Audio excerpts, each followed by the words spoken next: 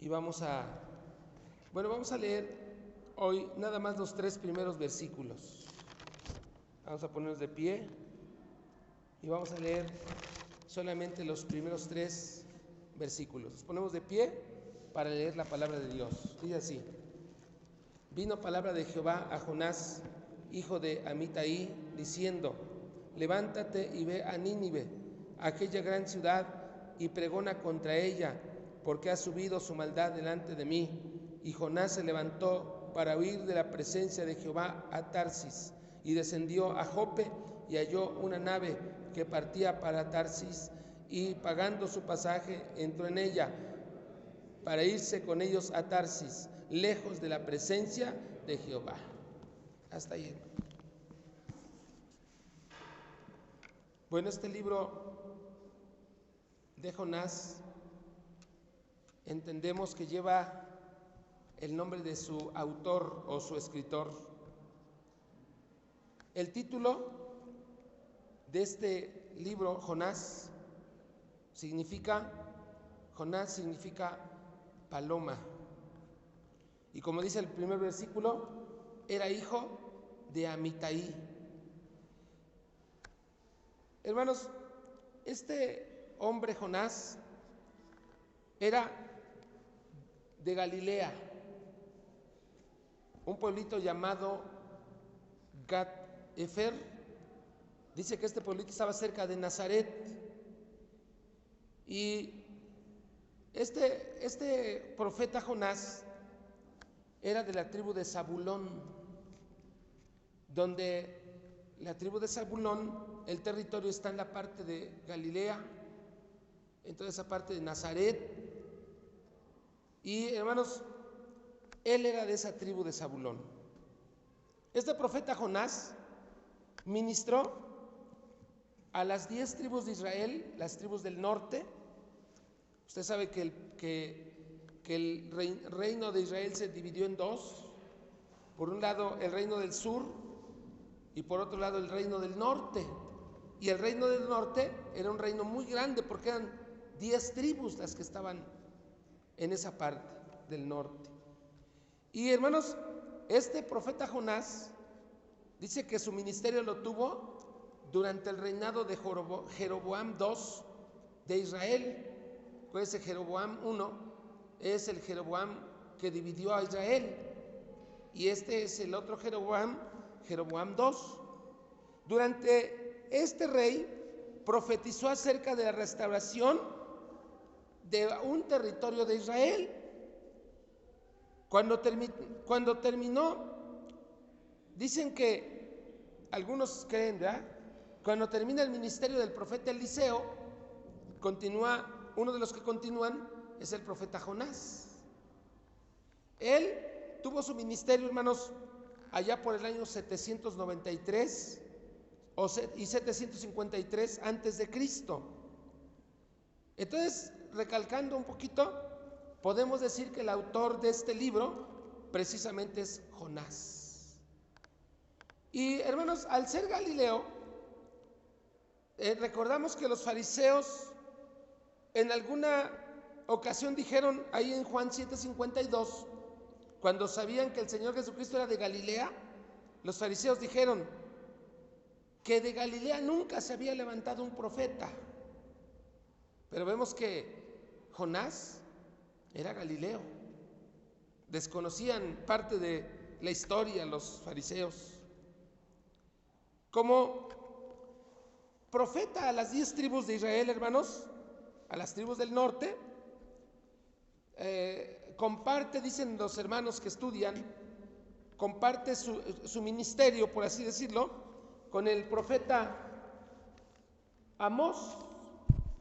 O sea, Jonás y Amós comparten el tiempo de su ministerio, ministran al mismo tiempo. Hermanos, este libro de Jonás es un libro curioso, porque dicen, y los que estudian la Biblia, los que la leen más a fondo, que jamás Dios mandó a un profeta a predicarle a una nación gentil. Jamás, nunca.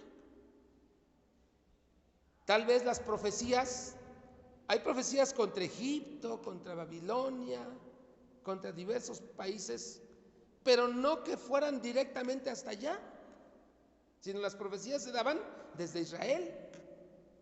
¿Sí?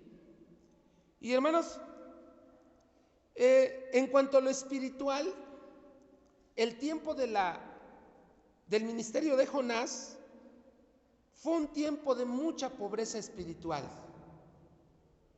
Porque, hermanos, la religión de los tiempos de Jonás era puro ritual. Y cada vez había más idolatría. Y también la justicia que debería impartirse en Israel se había pervertido.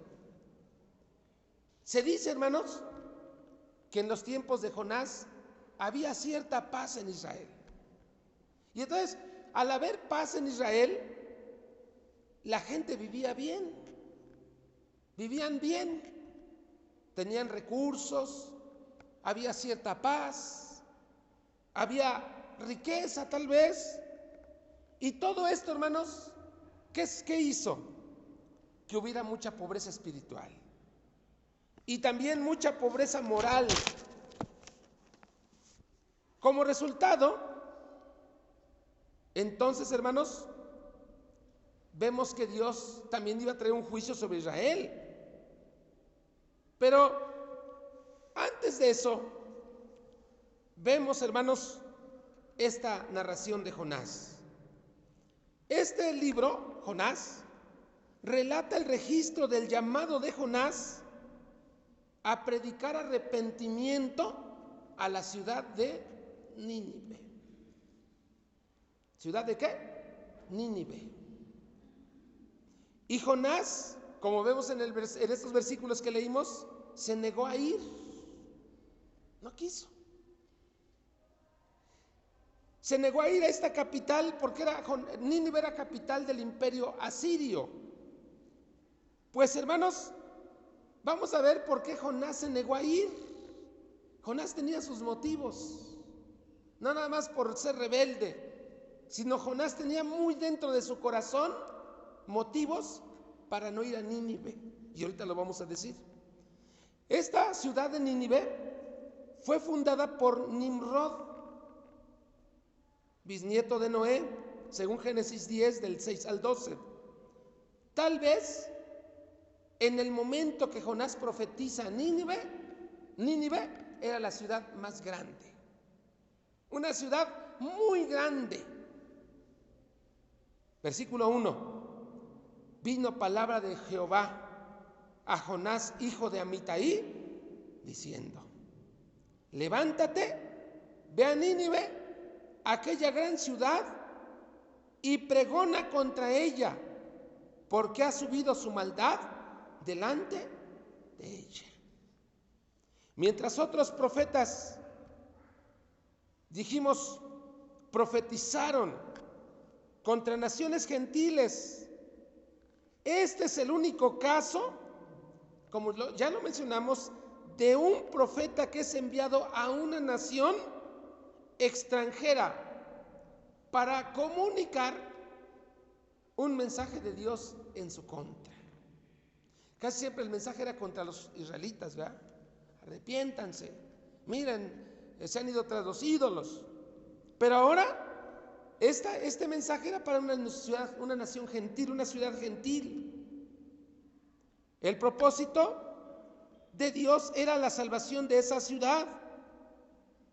¿Por qué Dios quería salvar esa ciudad?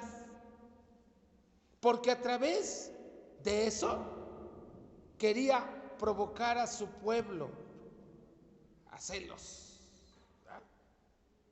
¿Sí? Quería provocar vergüenza entre su pueblo. Y también era una reprensión para que los judíos, que se creían los únicos, porque el pueblo de Israel se creían los únicos, era también una manera de reprensión para que vieran que el Señor ama también a los gentiles, porque el Señor, hermanos, ama también a los gentiles. Nínive estaba situada, fíjense bien, voy a ponerles así rápidamente un panorama. Aquí está Israel y vamos a pensar, Nínive estaba situada de este lado, ¿sí? 800 kilómetros hacia acá, ¿sí? Era la distancia que había entre Israel y Nínive, 800 kilómetros. Y era, como ya dijimos, la capital del imperio asirio. Adoraban en aquel lugar al dios Dagón, además de otros dioses, que ya saben que el dios Dagón tenía cabeza de pez y cuerpo humano. Era el ídolo de los ninivitas. Nínive era grande en tamaño, según el capítulo 3, versículo 3 dice, y se levantó Jonás y fue a Nínive conforme a la palabra de Jehová, y era Nínive ciudad grande en extremo, ¿sí? De 3 días de camino, era una ciudad muy grande. Por eso algunos piensan que de las ciudades de los tiempos de Jonás, Nínive era de las más grandes, de las más, de las grandes, porque aquí también dice, levántate, el versículo 2, y ve a Nínive, aquella gran ciudad. Se habla de ciudad grande, ¿verdad? Y entonces, hermanos, este hombre, Jonás, fue enviado a esa ciudad. Era de grande tamaño, era grande, fíjense, tanto en poder, ya que ejercía su influencia importante sobre el Oriente Medio, hasta que esa ciudad fue destruida. ¿Por quién creen? Por Nabucodonosor, rey de Babilonia, en el año 612 a.C. Tenía esta ciudad, Nínive, una circunferencia de 85 a 95 kilómetros, y estaba rodeada por un muro de 30 metros de alto. Imagínense, si 6 metros se nos hace alto, dicen, hermano, ¿cómo el comedor va a estar hasta arriba? Son 6 metros. Ahora imagínense una muralla de 30 metros de alta. Así era la muralla de Nínive. Eran ciudades tremendas, ¿verdad? Eran impresionantes sus muros de alto, 30 metros, y tan ancho, o sea, 30 metros de alto, y tan ancho el muro de Nínive, que dicen los historiadores que 3 carros de caballos, esos que eran jalados por caballos, cabían muy bien, 1, 2 y 3. Cabían muy bien arriba de la muralla. Entonces, imagínense lo ancho de la muralla. ¿Qué estamos hablando? Póngale 250 por 3, ¿cuánto es? 250, 7 metros y medio de ancho. Eran cosas tremendas, ¿no? Y hermanos, la población debe haber sido como de 1 millón de habitantes. Ameca tiene 60,000 o 70,000. Imagínense, 1 millón de habitantes, la ciudad de Nínive. Y hermanos, más o menos como 1 millón de habitantes. Aquí el libro de Jonás, al final, nos dice lo siguiente, Jonás 4:11, dice, habla Jehová, ¿verdad? Dice, y no tendré yo piedad de Nínive, aquella gran ciudad donde hay más de 120,000 personas que no saben discernir entre su mano derecha y su mano izquierda. O sea, había en Nínive cerca de 120,000 bebés. Es lo que está diciendo, que no saben distinguir entre su mano izquierda y derecha. A usted pregúntele a un bebé, ¿cuál es tu derecha? Y no sabe, ¿verdad? No distingue. Bueno, de esa edad para abajo había como 120,000. Entonces, haciendo cálculos, los estudiosos dicen, como 1 millón de personas había en Nínive. O sea, era una ciudad tremenda, ¿no? Nínive también fue el centro del culto a los ídolos, aparte de Dagón, Asur e Istar, ídolos de ese momento. Ahora vamos a ver qué dice Apocalipsis 18:5. esta cita que hace referencia al pecado de Nínive, o al pecado, ¿verdad?, por el cual Dios destruye el mundo. Dice así: porque sus pecados han llegado hasta el cielo, y Dios se ha acordado de sus maldades. Bueno, aquí claro que está hablando de Babilonia, ¿verdad? Pero llega el momento cuando Dios ve el pecado del mundo y dice: ya no puedo tolerar esto, ya no, tengo que hacer algo. ¿Qué es lo que está sucediendo hoy, no? El mundo está en pecado y Dios está a punto de hacer algo, hermanos. Llega el límite del pecado. Vamos a ver, por ejemplo, Génesis 6:12 también. Llega el momento cuando Dios ve el pecado del mundo y dice: esto ya no lo puedo permitir, esto ya no lo puedo dejar así. Génesis 6:12. Dice así la palabra de Dios: y miró Dios la tierra, y he aquí que estaba corrompida, porque toda carne había corrompido su camino sobre la tierra. ¿Ya se fijaron? Dios deja, pero llega el momento que dice: ya no puedo tolerar esto, ya no. Y eso es lo que está pasando hoy con el mundo. Estamos viendo este mundo de cabeza totalmente, donde la palabra de Dios ha sido quitada de en medio, donde en las escuelas ya eliminaron a Dios. No hay Dios. Y si no hay Dios, pues eres como un animalito, haz lo que quieras, no le vas a dar cuentas a nadie. Eres igual que un animalito como cualquiera, porque eres obra de la casualidad igual que ellos. Entonces, al quitar a Dios de en medio, el hombre se vuelve irracional. ¿Por qué cada vez el hombre es más violento? ¿Por qué cada vez vemos situaciones en el mundo y en el país terribles? ¿Por qué? Porque Dios ha sido quitado de en medio. Ya no hay temor de Dios. Porque a los niños se les va enseñando que Dios no existe, que Dios no existe. Y claro, crecen y dicen: si Dios no existe, pues a nadie le voy a dar cuentas, puedo hacer lo que yo quiera. Es como un país donde no hay autoridades, donde la gente vive sin darle cuentas a nadie. Eso es lo que está pasando hoy. Y Dios está por hacer algo en este mundo para detener todo eso, hermanos. Y lo que va a hacer el Señor, en primer lugar, es quitar a su pueblo de en medio de esta tierra. Se lo va a llevar.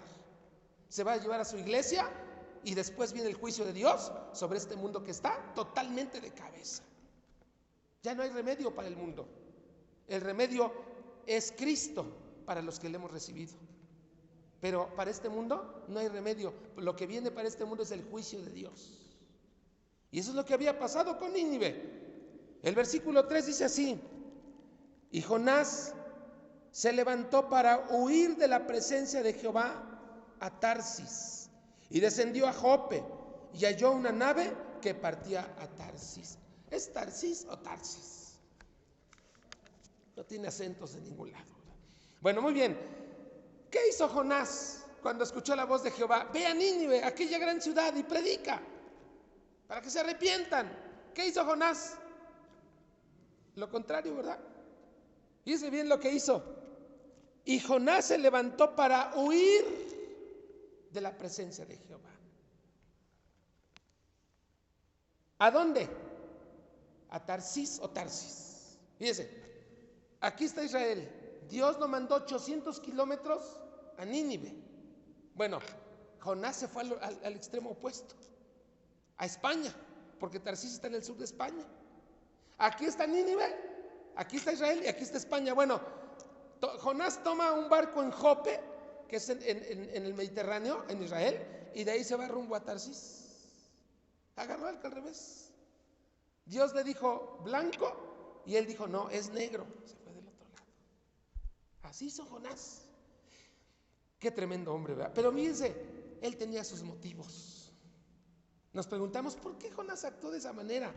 Es la pregunta, ¿no? Muchos estudiosos se preguntan: ¿por qué? Bueno, la historia narra que los asirios eran muy crueles con las naciones que conquistaban. En un libro que se llama, ¿cómo se llama el libro? ¿De qué habla de todos los libros de la Biblia? ¿Cómo ¿Cómo se llama el libro que ahí tenemos? A través de la Biblia, el hermano que escribió ese libro habla de las atrocidades que cometían los asirios. Les voy a hablar de 3 cosas que hacían. Cuando estaban por conquistar una ciudad, para atemorizar a la gente de la ciudad, fíjense lo que hacían. Agarraban a uno de los principales de la ciudad, lo sacaban y dicen que lo tiraban, así lo ponían boca arriba. Y después eran crueles, hasta es cruel decirlo, pero es para que veamos por qué Jonás no quería ir. Dicen que les abrían la boca, así en el piso, y les arrancaban la lengua. Así, les arrancaban la lengua, enfrente de toda la gente de la ciudad. En otros casos, clavaban 2 postes en la tierra, tendían al que iban a castigar y lo amarraban a los postes así en el suelo tendido, bien amarrado. Y luego los pies lo mismo, clavaban otro poste a la altura de los pies y amarraban bien los pies. Entonces ya el prisionero ahí bien amarrado sin poderse mover, ¿saben qué hacían con él? Sacaban un cuchillo afilado y le empezaban a quitar la piel. Le quitaban la piel, toda la piel. Y después de eso la ponían la piel a un lado para que toda la gente viera lo que pasaba. Y otro castigo que hacían los asirios, dicen que se llevaban unas estacas de este tamaño que terminaban en punta, unas estacas afiladas, y entonces al prisionero lo traspasaban con la estaca a la altura abajo del estómago. Y ya que lo habían traspasado, lo levantaban con la estaca y lo aventaban a un hoyo, y así lo dejaban que muriera. Con eso, ¿qué hacían? Infundían temor, y así conquistaban las ciudades. Entonces, dicen que desde su niñez Jonás sabía quiénes eran los asirios. Y entonces cuando el Señor le dice: Jonás, vete a Nínive, ¿qué hizo Jonás? No, yo no. Que venga el juicio de Dios y que se los acabe. Es por eso Jonás huyó. En vez de irse a Nínive, se fue a Tarsis, al sur de España. Y entonces, hermanos, Jonás desde pequeñito había aprendido a odiar a los asirios y temer a sus terribles castigos. Los aborrecía tanto que no quería que recibieran la misericordia de Dios. Jonás temía que se arrepintieran. Imagínense, en la mente de Jonás por un momento pasó y dijo: se van a arrepentir y Dios los va a perdonar. No. Yo quiero que caiga fuego del cielo y se los acabe. Esas eran las motivaciones de Jonás. Entonces, hermanos, Jonás temía que se arrepintieran. Su actitud era representativa de Israel, que no querían que los gentiles obtuvieran el favor de Dios. Nada más querían ellos. Pero por otro lado, pues a lo mejor usted y yo hubiéramos hecho lo mismo, ¿verdad? No, Señor, ¿cómo vas a salvar a esa persona? No, si es bien mala. Cuando vemos que el Señor es un Dios misericordioso, hermanos. Es un Dios que ama la misericordia y quiere que el pecador se arrepienta. Dice la palabra de Dios: yo no quiero la muerte del pecador, yo quiero que éste se arrepienta y viva. Es un Dios misericordioso, es un Dios lleno de amor, es un Dios lleno de misericordia, que da oportunidades para que el pecador se arrepienta. Entonces, hermanos, el profeta dice que llegó, cuando Dios le habló, huyó de la presencia de Dios. Quiso huir en la dirección opuesta, hasta el lugar más lejano posible. Yo me imagino a un Jonás corriendo hacia Jope, que es la costa del mar Mediterráneo, ahí donde en otra ocasión Pedro estaba orando, ¿verdad? Ahí en Jope, Bueno, está junto al mar Mediterráneo. Me imagino a Jonás corriendo a Jope, pensando: ahí en Jope llegan barcos. Voy a ir a ver qué barco me lleva lo más lejos posible. Y llegó corriendo y encontró un barco que iba a Tarsis y dijo: este barco me voy al otro lado. Se fue para ir en dirección opuesta hasta el lugar más lejano posible, lo cual muestra su indisposición para llevar bendición y salvación a los gentiles. Dice: se levantó para huir de la presencia de Jehová. Huir de la presencia de Jehová. Aunque nadie puede escapar de la omnipresencia del Señor. Salmo 139, muy conocido por todos nosotros, del 7 al 12, dice de la siguiente manera. Salmo 139, del 7 al 12. Dice la palabra de Dios de esta manera: ¿a dónde me iré de tu espíritu? ¿Y a dónde huiré de tu presencia? Si subiera a los cielos, ahí estás tú. Y si en el Seol hiciere mi estrado, he aquí, ahí tú estás. Si tomare las alas del alba y habitare en el extremo del mar, aún allí me guiará tu mano y me asirá tu diestra. Si dijere: ciertamente las tinieblas me encubrirán, aún la noche resplandecerá alrededor de mí. Aún las tinieblas no encubren de ti, y la noche resplandece como el día. Lo mismo te son las tinieblas que la luz. ¿A dónde me iré? De tu espíritu. Y es, hermano, lo que Jonás pensaba. Él pensó que huyendo de la tierra de Israel, donde Jehová estaba presente, de modo especial, creyó que ya huiría de la presencia de Dios. A veces así nos pasa. Pensamos que este es el lugar donde está la presencia de Dios, y que ya fuera donde andemos, ya Dios no está. Qué equivocados estamos. Porque nuestro Dios, hermanos, es omnipresente. Él está en todas partes.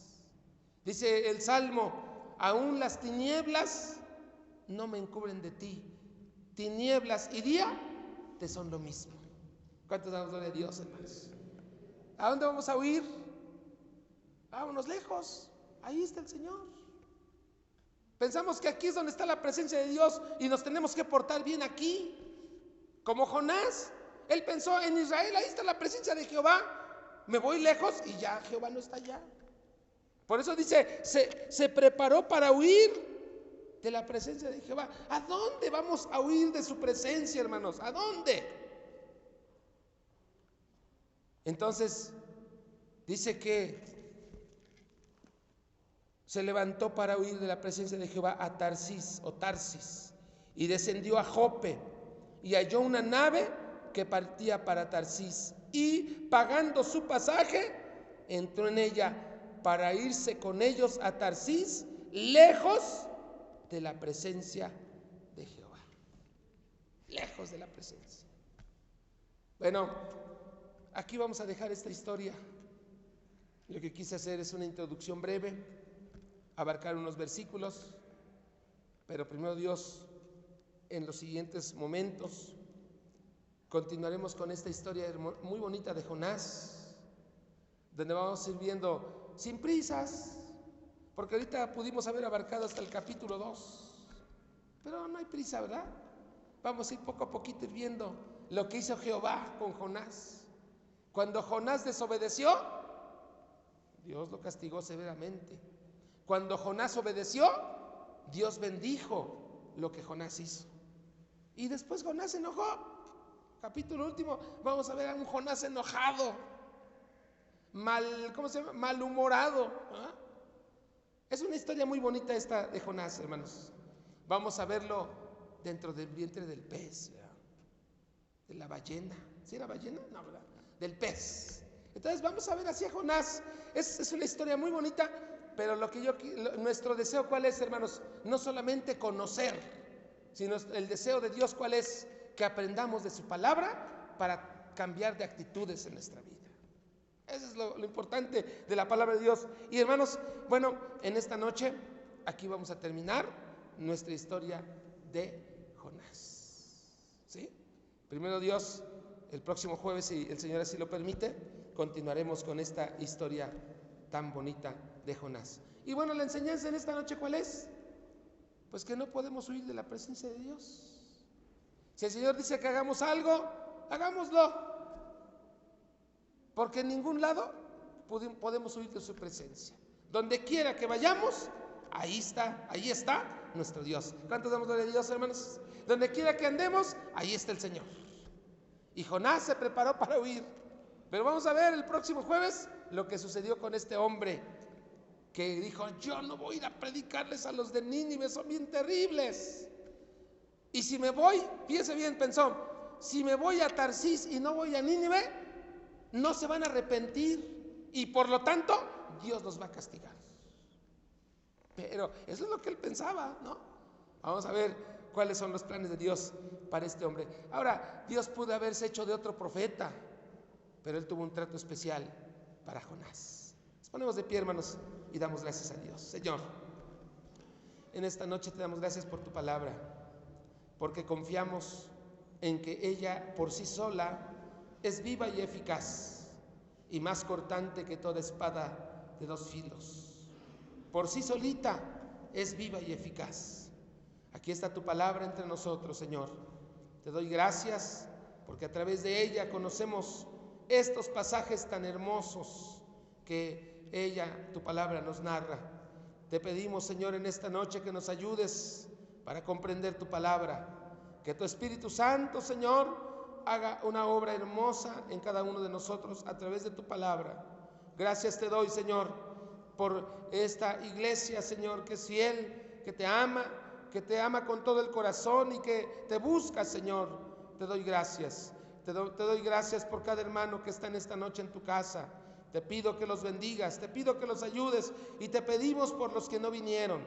También te rogamos por aquellos que por algún motivo no están aquí. Te pedimos que también los bendigas, Señor, y que toques sus corazones. Gracias te damos en esta noche, Padre. Ahora te rogamos que nos lleves con tu bendición hasta nuestros hogares. En el nombre de Jesucristo, tu Hijo. Amén, Señor. Amén.